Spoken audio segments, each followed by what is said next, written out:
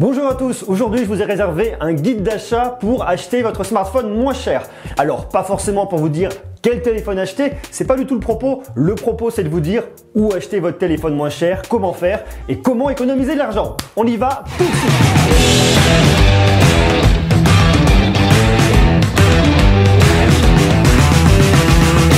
Les téléphones aujourd'hui coûtent extrêmement cher, les prix ont plutôt tendance à monter qu'à baisser et au final, qui c'est qui paye l'addition? C'est vous. Dans cette vidéo, ce que je vais faire, je vais tout simplement vous donner 10 bonnes astuces pour payer votre téléphone moins cher et économiser de l'argent. Alors, il y a des astuces que je pense vous connaissez déjà, il y en a d'autres que vous ne connaissez peut-être pas, il y en a peut-être que vous connaissez mais auxquelles vous n'avez pas pensé.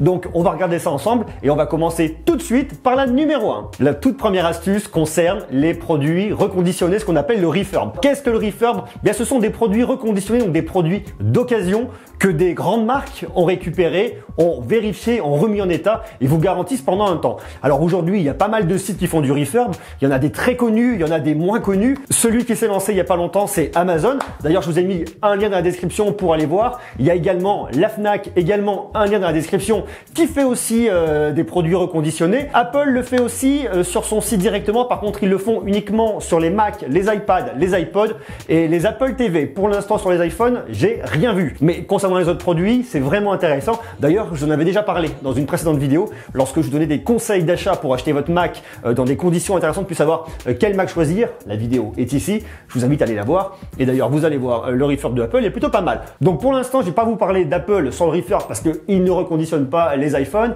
mais plutôt Amazon, la Fnac ou tutti quanti. Alors c'est vraiment intéressant parce que vous avez vraiment des produits qui ont vécu, mais qui sont de bonne qualité. Au moins, on est sûr que tout fonctionne. En gros, si vous voulez, c'est de l'occasion garantie, revendu par un professionnel. Donc au moins, vous êtes tranquille. Et maintenant, ça nous emmène à la deuxième astuce ou deuxième conseil, comme vous voulez, c'est l'occasion non garantie. C'est-à-dire acheter un produit d'occasion au prix d'un particulier, donc un produit qui a également déjà vécu. Par contre, vous n'êtes pas du tout sûr de l'état. Et ça peut tout de suite être beaucoup plus embêtant. Il existe bien évidemment beaucoup de sites, Le Bon Coin en tête, Le Bon Coin avec ses arnaques. Alors c'est un site qui est très sérieux, je ne critique pas Le Bon Coin, mais par contre, c'est vrai que comme c'est un site où il y a énormément de produits et qui cartonnent, il y a beaucoup d'arnaques dessus, il faut faire super attention. Donc justement, il y a quelques astuces pour pas se faire arnaquer, que vous achetiez sur eBay, Le Bon Coin ou alors d'autres sites ou des journaux, pourquoi pas le faire à l'ancienne, dans un vieux canard local, une annonce, quelqu'un qui vend son smartphone.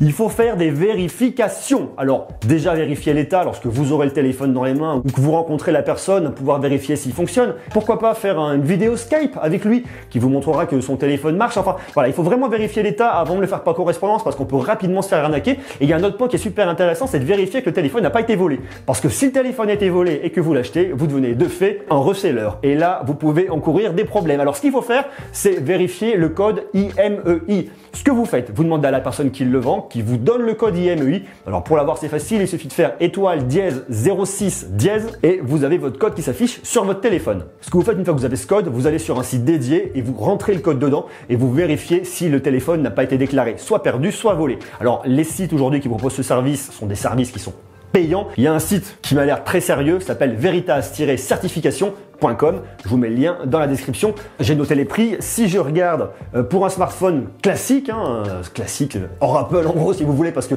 Apple suite ça c'est beaucoup plus cher. On est à 2,80 € pour une vérification d'IMEI et à 3,70 € pour un smartphone d'Apple. Alors ça c'est valable pour tous les produits, que ce soit des Mac, que ce soit des tablettes, que ce soit autre chose. Mais ça, mine de rien, c'est super important de le faire. Parce que si vous êtes reseller, vous risquez bien évidemment 5 ans de prison et 375 000 € d'amende. Le troisième point, et non des moindres, c'est l'acheter par son opérateur. Alors là, je vous arrête tout de suite. Il y a plein de gens qui nous disent « Ouais, mais moi je l'ai payé moins cher, je l'ai acheté par mon opérateur, je l'ai payé 500 €, je l'ai payé 400 €, je l'ai payé 1 €, je l'ai payé pas cher. » Sauf que en réalité, le téléphone, vous le payez le prix fort et des fois vous le payez même plus cher parce que c'est un petit crédit qu'on vous fait. Alors j'ai pris un exemple, j'ai ma feuille là et je vais vous le détailler, vous allez tout de suite comprendre. Alors imaginons qu'on veuille acheter un iPhone 10. Alors un iPhone 10, il est vendu par Apple, que je vous dise pas de bêtises, 1159 € pour le modèle en 64 Go. Je suis allé sur le site de SFR et je vais vous dire l'offre que j'ai trouvée. Vous achetez votre iPhone avec forfait 469,99 €.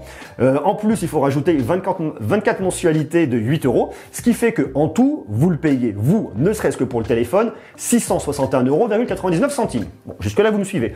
En plus, il faut rajouter le coût du forfait, et c'est là qu'on se marre. Je vous ai pris le forfait qui me permettait effectivement de le payer à 469,99 €. Donc c'est un forfait qui est à 45 € par mois pendant 12 mois. Et ensuite, la deuxième année, vous payez 60 € par mois pendant 12 mois. Sur un engagement de 24 mois, ça va vous coûter 780 € votre forfait. Donc, vous avez votre téléphone à 661,99 plus 780 € de forfait. Ça vous ramène quand même l'ensemble à 1441,99. Alors, effectivement, dedans, vous avez un forfait tout illimité, SMS, MMS illimité, il y a des forfaits dégriffés, vous avez des forfaits tout inclus. Je vous prends par exemple, pour rester chez SFR, alors je fais pas de pub pour SFR, mais c'est un exemple, hein. J'aurais pu en prendre d'autres, mais j'ai pris celui-là. Excusez-moi si c'est pas le meilleur exemple. C'est un exemple. Vous avez par exemple chez Red de SFR des forfaits à moins de 20 € par mois, et vous calculez que si vous achetez votre iPhone nu à 1159 € plus les 20 € par mois pendant 24 mois, vous êtes en réalité kiff bourricot à quelques euros au niveau du tarif par rapport à ce que vous allez payer avec l'offre de chez SFR avec le téléphone à 469 €. Donc tout ça pour dire que en réalité votre téléphone vous le payez pas du tout moins cher. Donc pour moi, acheter via son opérateur, ça revient acheter son téléphone avec crédit. Ça nous emmène tout ça au quatrième point, parce que pour moi le troisième point c'est pas une affaire, mais il fallait en parler.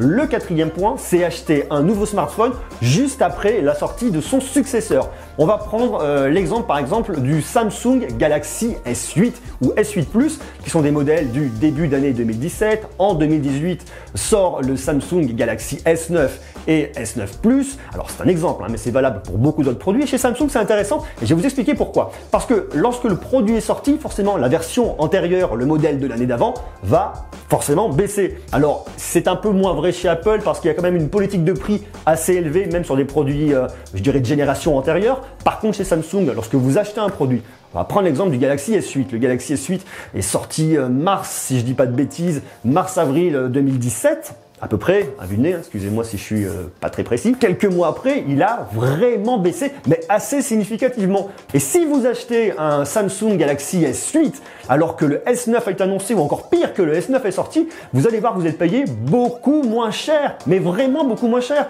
pour avoir quasiment les mêmes technologies que vous retrouvez chez son successeur. Alors à moins d'avoir vraiment un produit révolutionnaire qui met une claque au reste, comme un Galaxy X qui pourrait sortir, ou alors comme un iPhone 10 qui est sorti par rapport à l'iPhone 8, voire encore mieux à l'iPhone 7, mais sinon ça vaut pas vraiment le coup. Donc vous le paierez beaucoup moins cher d'avoir un téléphone qui est un téléphone premium vraiment haut de gamme sur la génération d'avant. Ça m'emmène directement à mon cinquième point, qui est un petit peu, je dirais, la suite du quatrième point. C'est acheter son téléphone à la bonne date. Alors effectivement, ça peut être après le modèle suivant qui vient de sortir, mais également l'acheter par exemple après le MWC. Alors le MWC, c'est quoi si vous ne connaissez pas? C'est le Mobile World Congress. C'est un peu la grande messe de la téléphonie mobile si vous voulez, qui a lieu fin février, début mars de chaque année. Et assez souvent, on constate que les prix après le Mobile World Congress, le MWC, baisse. Donc ça peut être un moment intéressant, un moment à guetter. Si vous voulez acheter votre smartphone aux alentours du mois de mars, février-mars,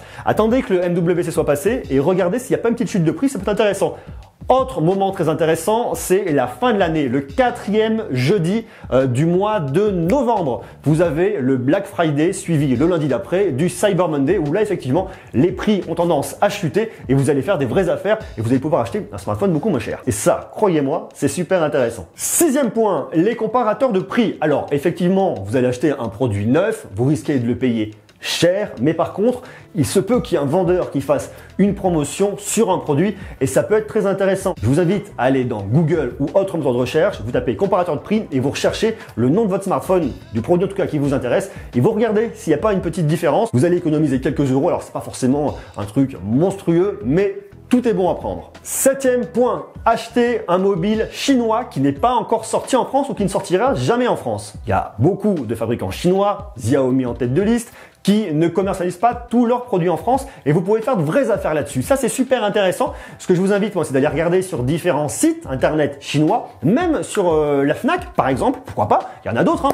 mais qui vont tout simplement vous proposer des produits chinois importés de Chine et vous allez pouvoir les toucher beaucoup moins cher sur des technologies qui sont en tout cas très intéressantes et qui sont vraiment en concurrence par rapport à ce que vous avez sur les produits premium milieu de gamme. Donc ça, c'est vraiment des choses à surveiller. Attention par contre où vous l'achetez parce qu'il faut que les frais de douane soit payés parce qu'une fois arrivé votre produit à la douane, si il est contrôlé et s'il n'y a pas eu de frais de douane de régler, c'est-à-dire qu'il n'y a pas de petit bordereau à l'intérieur, eh bien, il se peut que votre produit reste coincé à la frontière et que vous galériez un petit moment pour le récupérer. Alors justement, puisqu'on parle de frontières, ça nous emmène au 8e point. Le 8e point qui est super intéressant aussi, parce qu'il faut savoir que les téléphones sont pas au même prix dans tous les pays. Si vous avez en projet d'acheter un téléphone et que vous allez voyager dans les temps à venir, jetez un petit coup d'œil. Je vous prends un exemple tout bête. On va parler justement encore de l'iPhone 10. Alors pourquoi pas? Parce que c'est un produit qui est quand même cher et c'est très intéressant, vous allez voir.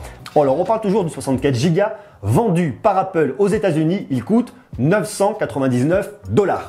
En France, il est vendu 1159 €. Alors 999 $, il faut savoir que ça fait 842 €. 842 € aux États-Unis, 1159 € en France.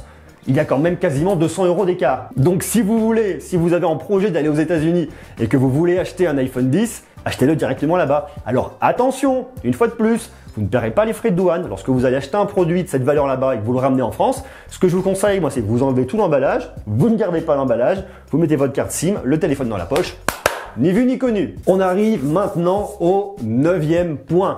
Recycler votre ancien smartphone. Alors effectivement, ça va pas vous permettre d'économiser sur l'achat, mais en tout cas, vous allez déjà avoir un petit pécule, une petite cagnotte pour pouvoir investir. Et ça, c'est intéressant parce que s'accumuler avec les autres astuces, au final, vous allez vraiment vous y retrouver. Alors, ce que je vous conseille lorsque vous avez des vieux smartphones, vous en faites plus rien. Vous voulez pas le garder en téléphone de secours. Et ce que vous voulez au contraire, c'est gagner un petit peu d'argent de plus pour pouvoir financer le nouveau smartphone. Il y a des sites qui font du rachat et qui font du recyclage, qui vont pouvoir vous le reprendre. Donc, vous allez pouvoir monétiser votre ancien smartphone.